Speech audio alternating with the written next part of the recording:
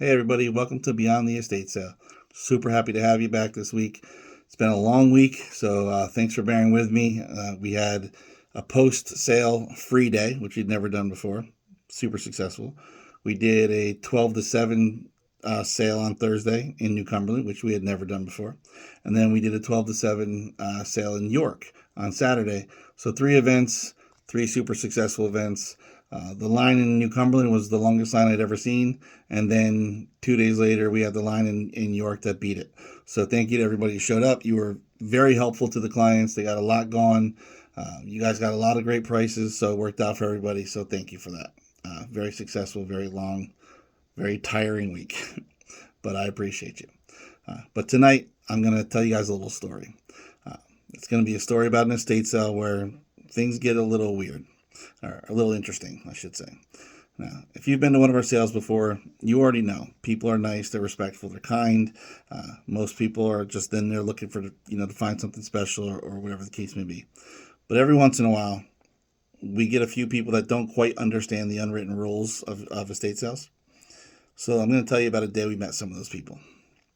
Now, the sale had just started, and the people were coming in excited to see what they could find, and then in walks this one guy, and we'll call him Loud Larry. Does that sound good? Sure. You can't respond back, so it sounds good. So Larry walks right up to the first table, takes one look at the price tag, and without hesitation, he goes, "That's way too expensive." Okay. And then just to make sure everyone in the house hears him, he announces, "I wouldn't pay half that."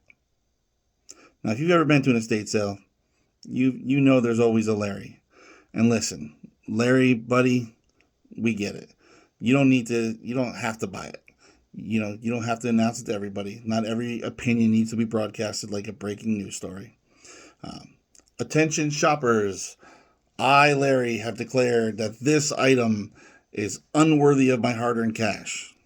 Okay, come on, Larry. If you don't like the price, just move on. No big deal. So, meanwhile, in the next room, we had we'll call Messy Mike.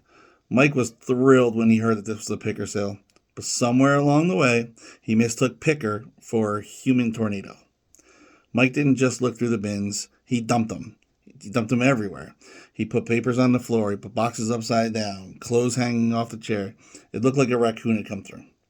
Now, what are you going to do, right? He's like, "Oh, wow, a box of vintage books. Let me just dump them on the floor. Whoops." Okay. Mike, my man, a picker sale does not mean you get to just dump everything. It just means you get to pick, you get to look, you get to dig. You wouldn't go to someone's house and just start tossing things off their shelves, would you? I hope not. Now, while all this was happening, we had Sneaky Susan over there. You gotta watch her. Now, we always mark off rooms or cabinets that aren't part of the sale, and we tell people this area's off limits. But Susan, she took it as a challenge.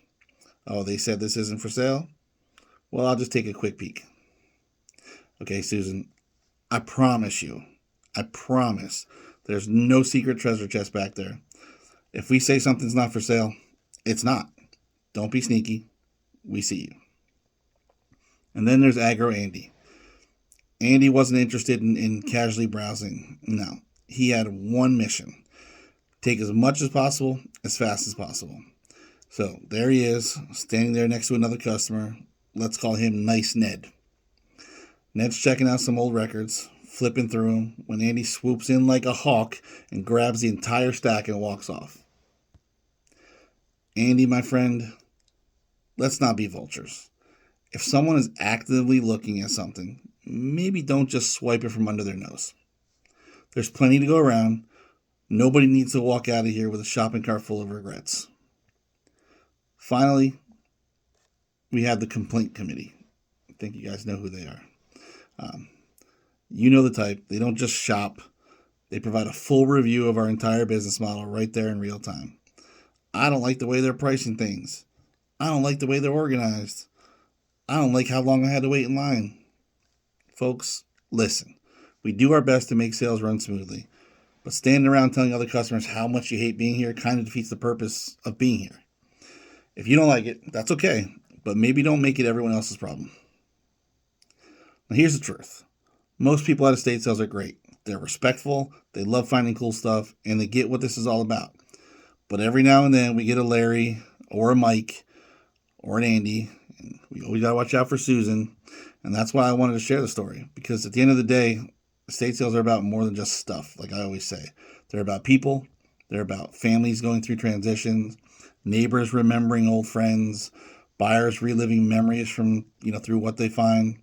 So next time you're at an estate sale, just be human, be kind, and maybe don't throw things on the floor. So there you have it. That's our estate sale etiquette story edition. If you've ever had a wild estate sale experience, drop it in the comments. And as always, like, share, and follow for more. I appreciate you for watching Beyond the Estate Sale, and hopefully we'll see you at the next one. Have a good day.